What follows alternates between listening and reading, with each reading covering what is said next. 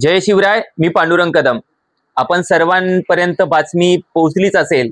आपण पाहिलं असेल की म्हणजे ही बातमी ऐकून या ठिकाणी डोकं सुन्न झालं की तुम्ही किती नीच पातळीचे आहात हे आज या ठिकाणी तुम्ही दाखवून दिलंय.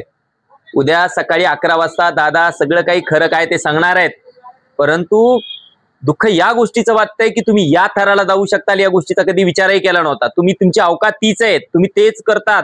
परंतु आतापर्यंत जे काही कांड केलेले तुम्ही, ज्या काही निरापराध लोकांवरती अन्याय अत्याचार केलेला आहे त्याचा उद्या 100% या ठिकाणी हिशेब होणार.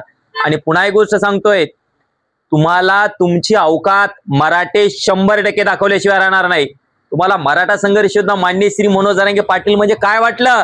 आमच्या या महाराष्ट्रातील सर्व मराठा बांधवांचं काळीज म्हणजे मराठा संघर्ष योद्धा माननीय श्री मनोज जरांगे पाटील आहेत. त्यांना तुम्ही काय समजतायत आणि त्यांच्या हत्येचा कट रचण्याचं काम तुम्ही करतायत.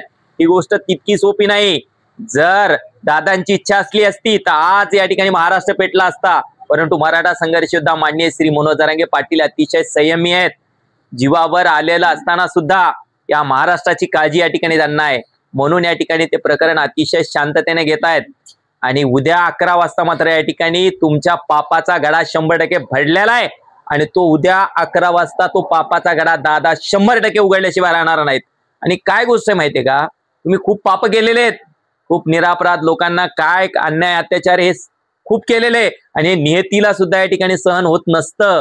आणि म्हणूनच उद्या 11 वाजता या ठिकाणी दादा प्रेस कॉन्फरन्स घेतील.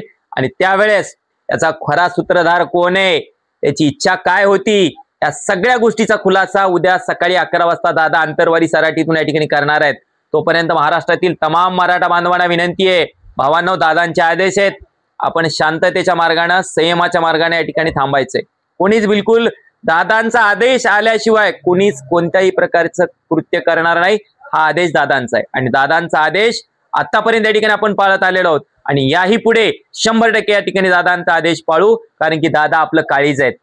परंतु हे कुकर्म करणाऱ्यांना सुद्धा सांगू इच्छितो की उद्या 11 वाजता तारीख, उद्या जरा 11 वाजता बघा त्याचा कार्यक्रम लागतो तुमचा. तर तुमचं सगळं काही फिनिश आहे. तुमचं राजकीय सगळंच अस्तित्व या ठिकाणी फिनिश झाल्याशिवाय उद्या राहणार नाही. तुर्तसा थांबतो. धन्यवाद.